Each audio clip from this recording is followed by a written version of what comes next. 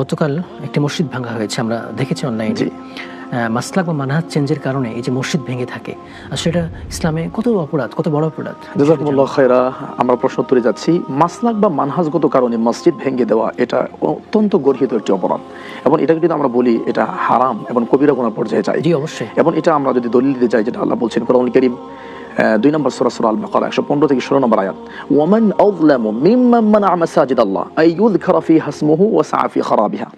ওই ব্যক্তির চেয়ে জালেম আর কি হতে পারে, যে ব্যক্তি আল্লাহর ঘরে আল্লাহর নাম স্মরণ করতে, ইবাদত করতে বাধা দেয়, ওয়া সাআ ফি খারাবিহা। তো এই আয়াতের তাফসীর যদি আমরা বলি, আপনারা তাফসীর ইবনে কাসির মূল বই যেটা আরবি 8 খণ্ডের 1 নম্বর খণ্ড সূরা আল বাকারা, এই আয়াতে আপনারা পেয়ে যাবেন 3টা ব্যাখ্যা উল্লেখ করা হয়েছে।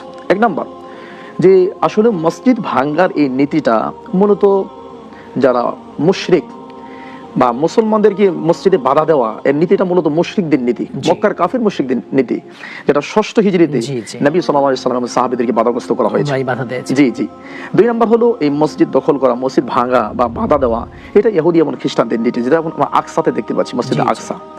এবং 3 নম্বর, এটা হলো জালিম বাদশা, যার সঙ্গে বুখতে নাসার বলা হয়েছে। জি জি, বুখতে নাসার। তো আমরা একজন মুসলিম হিসাবে আমি মনে করি এটা কখনো উচিত নয়, মাসলাক বা মানহাজ এর কোনো কারণে মসজিদ ভাঙা, ভেঙে ফেলা, দখল করে নেওয়া, এটা মানে কখনোই উচিত নয়। তাছাড়া যে সমস্ত কারণে আমাদের মধ্যে মনোমালিন্য, কেমন মুসলমান দাবি করছে অথচ এভাবে ভেঙে ফেলছে, অত্যাচার করছে, সন্ত্রাসী কার্যক্রম চালাচ্ছে, আল্লাহু আকবার, চিন্তাই করা যায় না, এগুলো চিন্তাই করা যায় না। জি, যদি বলা যায় তারা কেমন মুসলমান, তাহলে আমরা বলবো যে মুসলিম নাকিসুল ঈমান, তারা মুসলিম, তাদের ঈমানে কমতি আছে। জি।